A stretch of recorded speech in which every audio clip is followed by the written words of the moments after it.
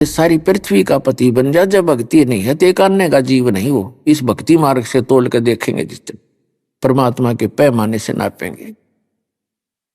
कहते हैं अगम निगम को खोज ले बुद्धि विवेक विचार, और उदय अस्त का राज मिले तो बिन नाम बेगार। ओए है परमात्मा कहते हैं जरा सी बुद्धि से काम लेकर देख प्राणी, यदि भक्ति नहीं है, सतनाम सच्चा नाम तेरे पास नहीं है, सत भक्ति नहीं है, उदय अस्त का राज मिले तो बिन नाम बेगार। जो व्यक्ति सत भक्ति नहीं करता है और ते सारी पृथ्वी का राजा हो जावे, वो बेगार कर रहा है। बेगार किसे कहते हैं? जैसे पुराने समय में पहले हमने वो याद है वो बातें, जैसे ये 3 व्हीलर चले थे बड़े बड़े पेट्रोल के, तो हमारे गांव से दूसरे निकटतम एक स्टेशन था, वहां तक जाया करते थे बस स्टैंड। एक दिन उनमें से एक साथी नहीं आया, 2 चलते थे। वो दूसरे ने पूछा कि कल क्यों नहीं आया, क्या कारण हो गया? उसने बताया कल मैं बेगार में फंस गया। बेगार में बेगार कैसी होती थी? ये पुलिस वाले पहले इनके पास कोई जीप जाप होया नहीं करती थानों में, ये ऐसे किसी के व्हीकल न पकड़ लेते जो किराए पर चला करते। सारा दिन वो अपने पल्ले से तेल डलवाता, व्हीकल वाला, जीप वाला या 4 व्हीलर 3 व्हीलर वाला, और सारा दिन इधर उधर पता नहीं कहाँ तक ले जाते उसको। सारी सुबह शाम को, सुबह पकड़ते शाम न रात न छोड़ दिया करते। उसके साथ ऐसा ही हुआ था, वो सुबह ले गए उसको, रात को 12-1 बजे छोड़ा उसको, और 200 रुपये का पेट्रोल, आज तो 20,000 समझ लो, उस समय का 200, सन 1900 ये 75 की बातें होगा था। 200 रुपये का पेट्रोल लग गया, और 1 मिनट पहिया टेका नहीं।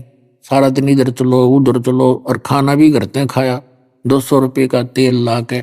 यानी दूसरों को तो ऐसा दिखा था जैसे आज तो इसने खूब कमाई कर ली होगी, और वो फंस रहा बेगार में।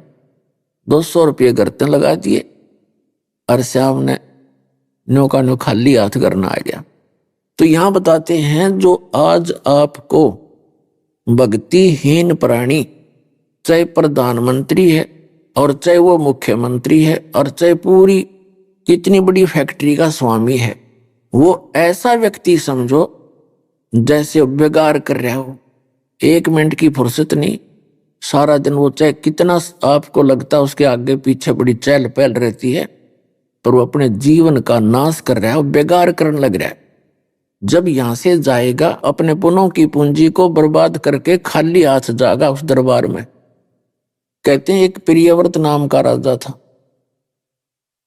उसने काफी वर्षों तक तप किया। उस तप के बदले में उसको अगले जीवन में राजा बना दिया। जब उसका राज्य का समय पूरा हुआ, यमदूत आए उसको लेने के लिए, तब उसने कहा कि यमदूतों मुझे थोड़ा सा समय और दे दो। तो यमदूतों ने कहा खबरदार, एक सांस भी लिया है तो तेरे ताई आगे कोई भी एक श्वास भी देने का अधिकार हमें नहीं है। उसकी पकड़ के बाजू ले गए, स्थूल शरीर यहां रह गया। धर्मराज के दरबार में खड़ा किया।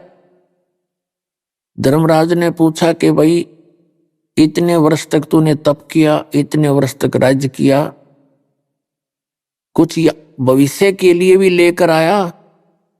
वहां जाके इसकी सारी बुद्धि सेट हो जाती है, इसको पता लग जाता तू करने के गया था, के को बद कर आया है। वह अगरम मगरम नहीं चलती, इसकी आगे आगे फिल्म चल पड़ती है, और उसका बैड और गुड अकाउंट के वहां सारा अलग अलग रखा पाओगे। तब कहता है जी गलती बन गई, मुझे थोड़ा सा समय और दे दो। ने बोला भले आदमी। उसके विषय में लिखा है उसने 11 अरब वर्ष तक राज्य किया, 11 अरब वर्ष तक तप करके। तो उन्होंने कहा कि जब तू 11 अरब वर्ष में नहीं तू कुछ फली फोड़ के लाया, ईब के कला तोड़ेगा, चल गधे की योनि में चल। कबीर साहब कहते हैं कबीर हरि के नाम बिना ये राजा रसब हो, और माटी लदे को मार के फिर घास ना डाले कोई। तो परमात्मा हमें याद दिलाना चाहते हैं कि अगम निगम को खोज ले, भविष्य में कुछ विचार कर ले बच्चा, और बुद्धि विवेक विचार उदय अस्त का राज मिले तो बिन नाम बेगार।